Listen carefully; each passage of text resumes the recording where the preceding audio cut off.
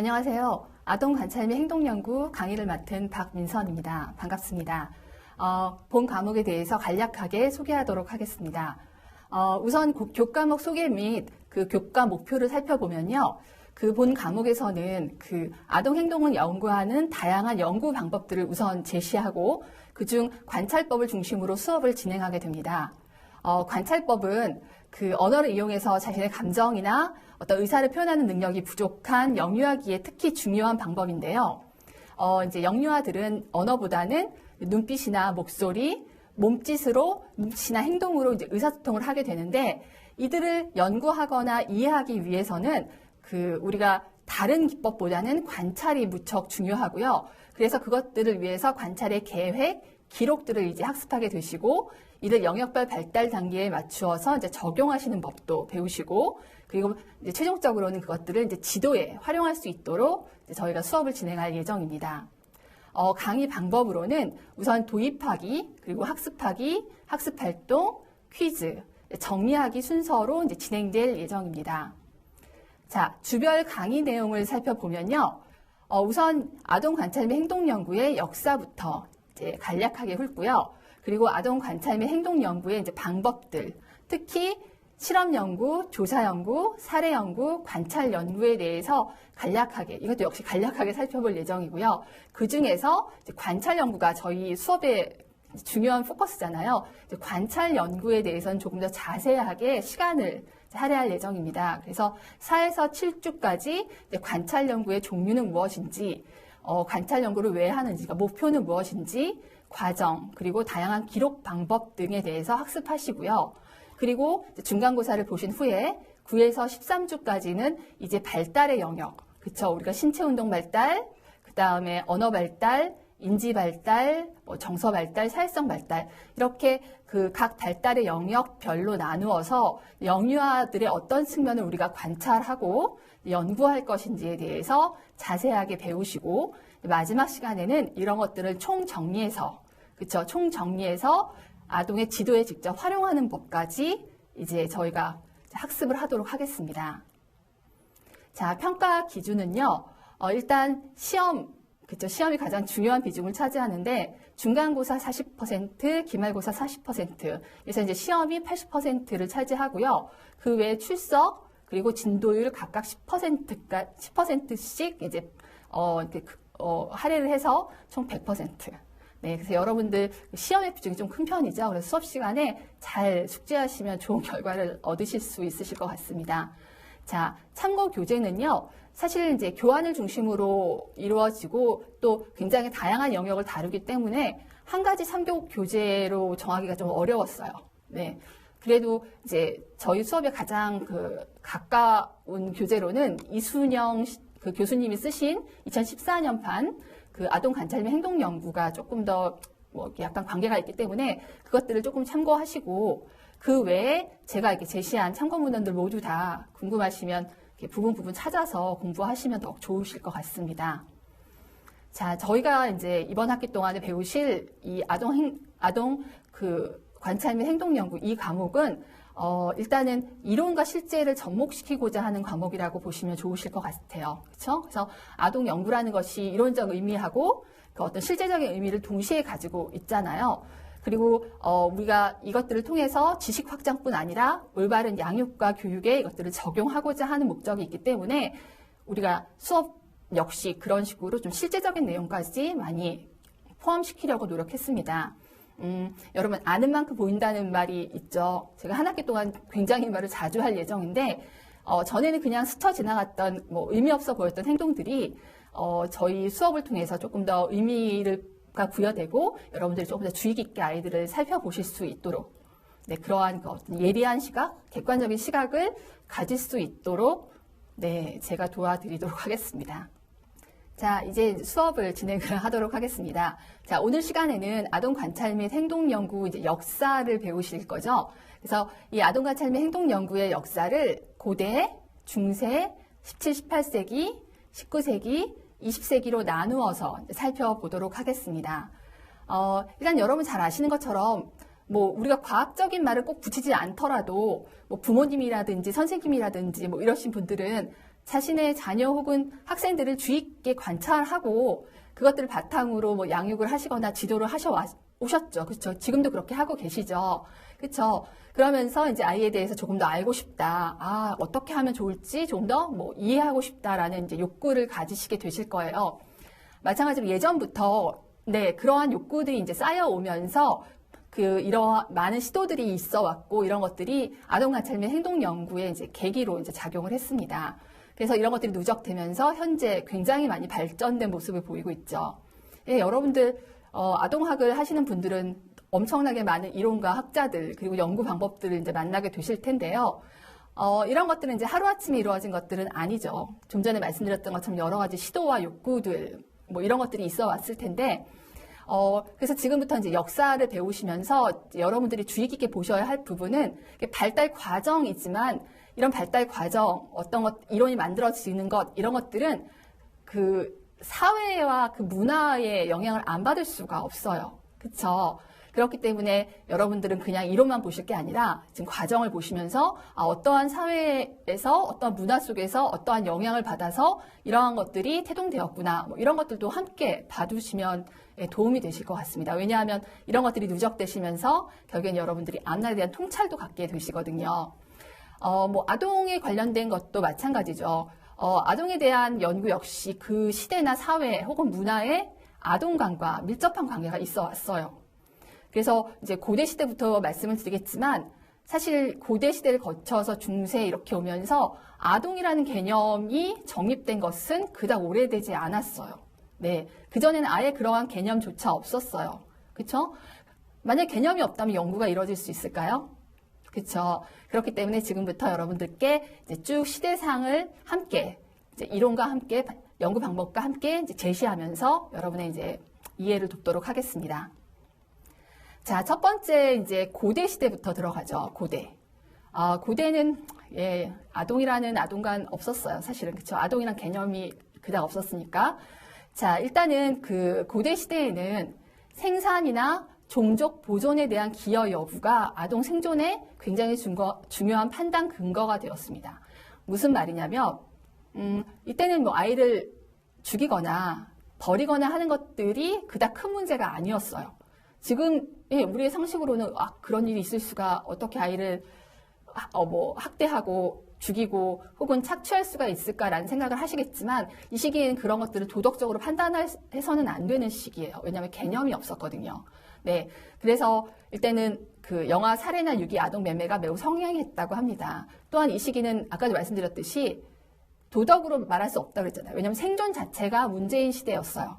그래서 자원이 한정되어 있고 그리고 되도록 아이들은 그 공동체의 어떤 이익이나 기여를 할 수 있는 아이를 골라서 키우고자 했죠. 이때 사실은 피임이 발달되지 거의 그런 게 없었기 때문에 아이를 많이 낳았잖아요.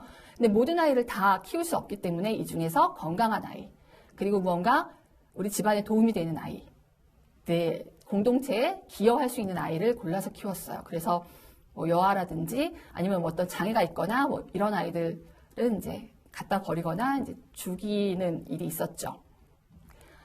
그렇지만 이제 이러한 고대 시대에도 사실 선구자들은 있었습니다.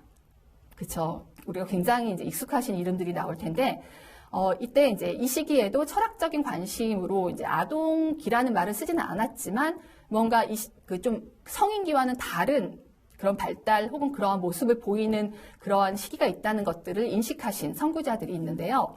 자, 우선적으로 플라톤 말씀을 드리죠. 자, 플라톤, 굉장히 우리가 많이, 플라톤, 아리스토텔레스, 세트로 굉장히 많이 들어보셨죠? 자, 플라톤은 일단 그 인간이 행하는 어떤 구체적인 행동의 심리적 원인, 그러니까 인간이 행하는 어떤 행동의 어떤 그 이면의 어떤 심리적 원인에 대해서 관심을 가졌던 거의 최초의 사상가라고 합니다. 그래서 이분은 그것뿐 아니라 이제 인간을 연령별로 구분해서 연령에 적합한 교육 내용을 제시하기도 했습니다. 놀랍죠? 예, 이 시기에. 또 이분이 말씀하신 것 중에서 놀이에서 유아의 개성이 나타나기 때문에 교사는 아이가 어떻게 노는지를 잘 관찰해서 개성에 맞게 그들을 지도해야 한다. 이것도 굉장히 앞선 생각이잖아요. 지금 놀이의 중요성, 우리가 지금은 뭐 상식적으로 중요하게 생각하지만 그것들이 받아들이기까지 시간이 걸렸는데, 기원전 이렇게 옛날 분이 이런 얘기를 하셨어요. 그래서 뭐 3세까지는 뭐 공포나 슬픔을 느껴서는 안 된다. 뭐 18세까지 술을 마시지 못하게 해야 한다. 왜냐하면 뭐 불에 불을 더하지 말라. 뭐 이런 말씀도 하셨어요. 그래서 이분이 좀 예리하게 관찰을 하셨죠. 자, 플라톤의 뒤를 이어서 이제 아리스토텔레스가 나오는데요. 이분은 플라톤의 제자였고 이제 플라톤의 철학을 계승을 하셨습니다. 이분 역시 이제 유아기에 놀이를 강조하셨고, 놀이는 인간 본성에 가장 적합한 운동이다. 네. 그래서 영유아의 교육에 있어서 놀이, 음악, 뭐 체육이 중요하다. 뭐 이런 것들을 강조하셨습니다. 그래서 이 두 분 모두 영유아 교육에 있어서 굉장히 선구자적 시안을 가지고 계셨죠. 그리고 또 이분들이 이분들 이후에 나오는 많은 학자들한테 영향을 굉장히 많이 주셨어요. 하지만 그냥 이론은 이론일 뿐이죠. 그냥 철학적 관심이지 실천을 하신 분들은 아니었어요. 그리고 이분들의 뭐 몇 분들의 의견은 있었지만 대부분의 사람들은 이런 생각 전혀 갖지 못했습니다. 네, 그래서 선구자들의 철학적 관심은 있었으나 이 시기 대부분 영아 살해나 노동력 착취나 성적 착취에 있어서 죄책감은 없었어요. 그리고 아동기에 대한 개념, 연구 거의 전무했다라고 보실 수 있습니다. 네.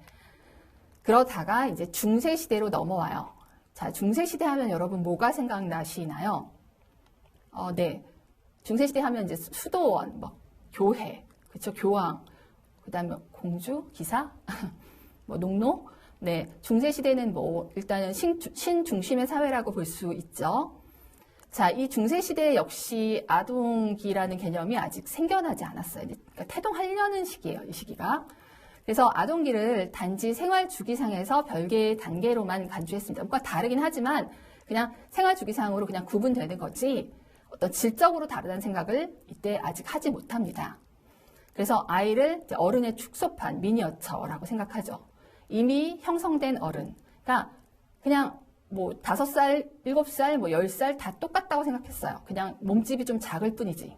네, 질적으로는 똑같다. 그래서 성장은 양적인 증대로만 생각을 했고요. 그리고 아동은 발달하는 것이 아니라 이미 형성되어 있는 것이다 라고 보았어요. 그래서 여러분 아동 발달 책을 보시면 이 시기 그림들 나와 있잖아요. 그래서 그 아이들이 사실 비율이 성인과 다르잖아요. 머리가 더 많이 크죠. 그런데도 어린아이들 그림도 다 성인과 똑같은 비율로 그리거나 미니어처니까. 그러니까 뭐 다르다고 생각하지 않았어요. 그래서 연령 같은 거 중요시하지도 않았죠. 네. 그래서 뭐 그 중세 가족 관련 기록에서도 봐도 뭐 가족 어떤 연령 같은 것들을 굳이 중요시하게 기록하지 않았다고 합니다. 네. 그리고 또 이 시기에는 그 종교적인 관점에서 아동을 바라봤죠.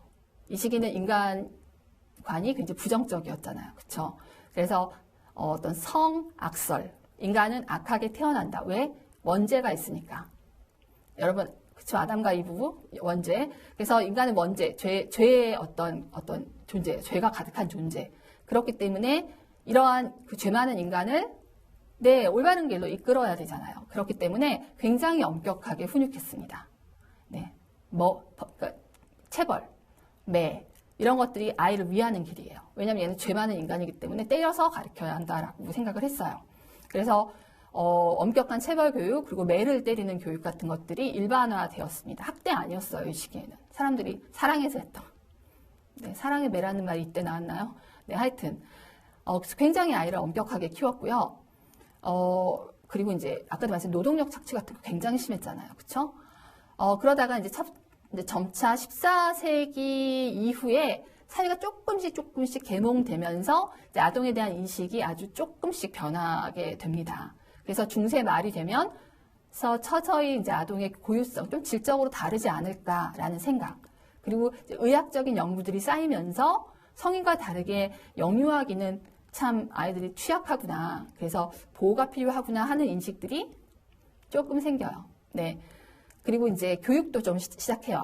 아동을 위해서 뭐 읽기 교육이라든지, 네, 어떤 교육이나 보호를 실시를 하는데요. 그렇지만 아직도 한계가 좀 있죠. 그러니까 아이를 독특한 존재로 인정해서 그런 것들을 실시한다기보다는 구호적인 측면, 어떤 종교적인 신념 이런 거에 의해서 이제 아이를 조금씩 이제 가르치고 이제 보호하려고 하는 것이죠. 그래서 아직은 아동이 무언가의 대상이 되지는 못하는 시기가 이제 중세 시기라고 할 수 있습니다. 자, 이제 고대를 거쳐서 중세를 거쳐서 이제 조금씩 싹이 트고 있어요. 아동에 대한 어떤 개념 같은 것들이. 그러다가 이제 17, 18세기에 들어서는 이제 철학적인 관심들이 이제 막 일어나요. 인간 혹은 아동에 대해서. 자, 17세기는 우리가 잘 아는 계몽, 그죠? 계몽 운동이 일어나는 계몽주의 사상이 널리 퍼지는 그러한 시기라고 볼 수 있죠. 네. 그래서 인간 존엄 사상. 그래서 아동도 인간이잖아요. 그렇기 때문에 함부로 죽여서는 안 되고 학대해서도 안 되고. 그러니까 철학적으로 네. 그러한 생각들이 이제 생겨났어요. 조금씩. 그리고 이제 아동 교육의 중요성에 대한 관심도 이제 증가되었다고 합니다. 그리고 이제 이 시기에 또 철학자들은 어떤 생의 의미나 인간에 대해서 조금씩 이제 과학적인 방법으로 접근하려고 이제 시도를 했어요. 그래서 이 시기에 이제 많이 유행했던 것이 선천적인 특성, 선천적인. 인간은 뭐예요? 선하게 태어났는가? 악하게 태어났는가? 예, 성선설, 성악설, 뭐 아니면 백지. 이런 것들이 이제 막 서로 막 이런 것들을 나름의 어떤 논리나 어떤 과학적인 방식, 뭐 이런 것들 이용해서 주장했잖아요. 철학적으로. 그래서 뭐 성악설을 주장하시는 분들은 역시 인간은 뭔가 비합리적이고 악한 존재이기 때문에 아까 엄격한 훈육과 체벌 이런 걸 강조하셨고, 성선설을 주장하시는 분은 인간 선하게 태어난다. 그렇기 때문에 그 선을 유지하기 위해서 자유롭게 키워야 한다. 그리고 사회에서는 이 아이를 방해해서는 안 된다. 뭐 이런 것들을 강조를 했잖아요. 그래서 그 시기가 바로 이제 17, 18세기가 되는 거죠. 자, 17, 18세기에 이제 그 학자들 중에서 이제 우선적으로 제가 이제 소개시켜 드릴 학자는 코메니우스입니다. 자, 이분은 보시면 16세기 말에 태어나셔서 17세기에 이제 활동을 하셨는데요. 자, 코메니우스는 여러분들 인터넷 쳐보시면 사진이 있을 거예요. 땅모자 딱 쓰고 계신 이렇게 사제이시고요. 체코슬로바키아의 교육자, 요새는 체코라고 하나요? 네, 교육자이자 뭐 종교개혁자라고 합니다. 체코에. 그리고 근대 교육학의 선구자라고도 하는데요. 이분의 사상을 보시면 굉장히 놀라우실 거예요. 정말 근대적이에요. 예. 그래서 현대 우리가 이제 막 주장하고 있는 많은 것들이 이 시기에 이분이 주장을 하셨어요. 책도 쓰시고. 자, 코메니우스를 보시면요. 자, 이분은 그러니까 아동을 성인의 축소판이 아니라 본성을 가진 개체. 네, 그거로서 연구를 하셨어요. 네. 그리고 이제 아동의 능력을 이해하고 그들을 어떻게 양육할 것인가를 이제 고민하셨어요. 네. 그래서 인간은 신의 형상을 가지고 선하게 태어났다. 이분은 성선설. 인간은 선하게 태어났다. 그래서 엄격한 체벌 위주의 교육을 반대하셨다고 합니다. 네네. 그리고 이분은 이제 그 잘 아이를 관찰해서 아이가 배울 준비가 되었을 때 교육해야 한다. 그리고 네, 교육은 감각. 그래서 시각적, 촉각적, 네, 그런 감각을 이용한 교육을 강조를 하셨어요. 네, 이거 굉장히 요즘에 얘기하고 있는 거잖아요. 그쵸? 그래서 감각을 이용한 교육을 위해서 막 그림도 그리셨죠. 제가 보여드린 그 오르비스 픽터스. 네, 그림 속의 세계. 네, 이렇게 막 그 동물이나 이런 것들을 그림을 통해서 아이를 가르치려고 하셨고, 그리고 이런 시기부터 교육해야 한다라고 이제 말씀을 하셨어요. 네, 그래서 굉장히 선구자.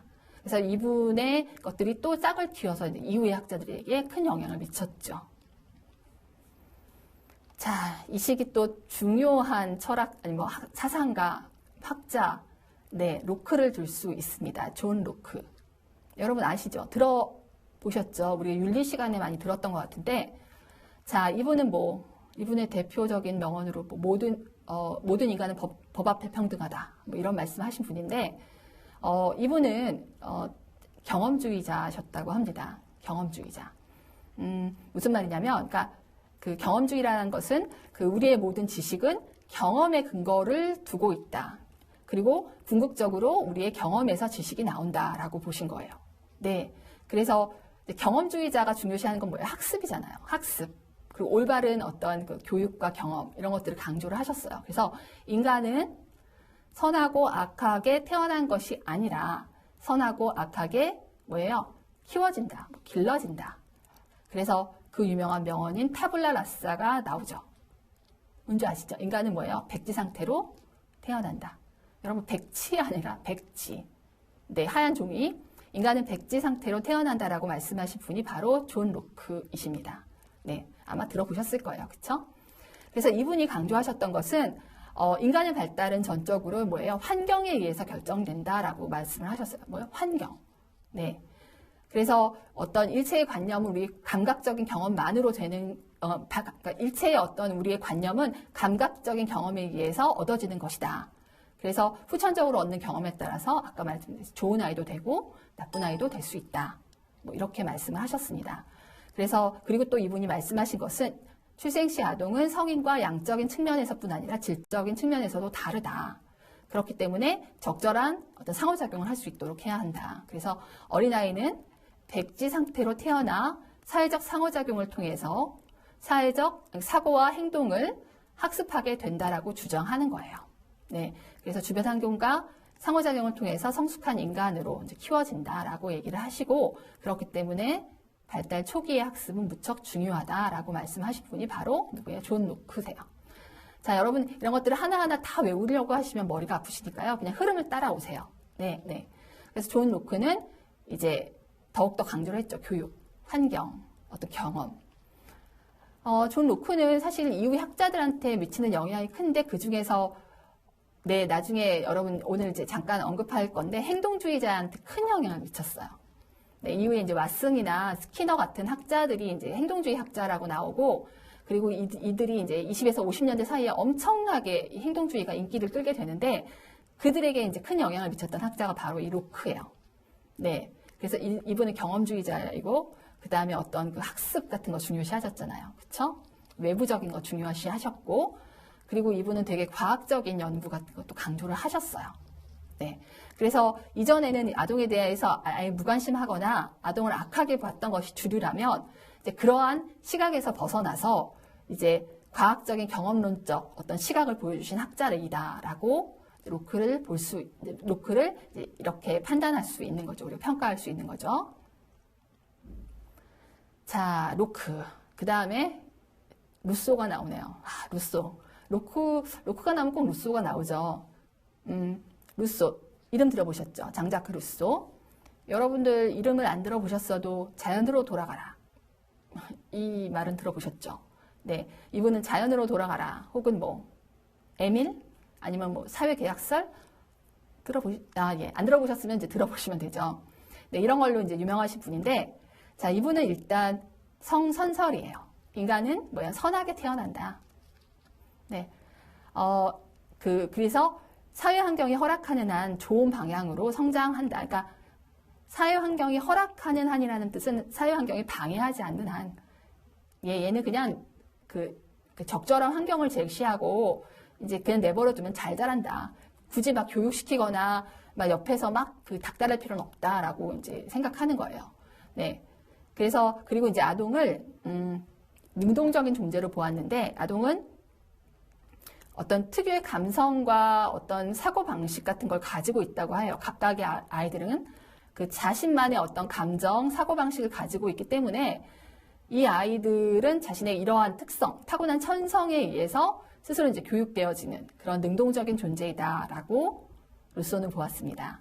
그래서 교육자의 역할은 하나하나 가르쳐주는 것이 아니라 이 아동을 성인 세계로부터 이렇게 보호하는 것, 그 정도만 해주면 된다라고 보고 있습니다. 여러분 어떻게 생각하세요? 네.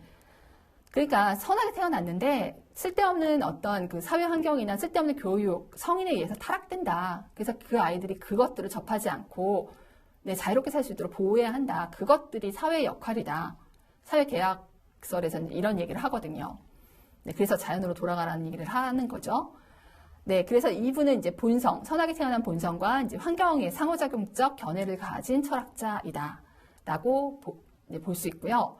어린아이는 보호받고 양육받아야 할 독특한 특성을 가지고 있고 성인이 영유아의 발달을 최적화할 수 있는 환경을 제공해야 한다라고 보고 있습니다. 그러니까 이때 보호적인 거는 간섭적인 것하고 달라요. 왜냐하면 아이는 자발적으로 그런 것들을 선택할 수 있거든요. 네.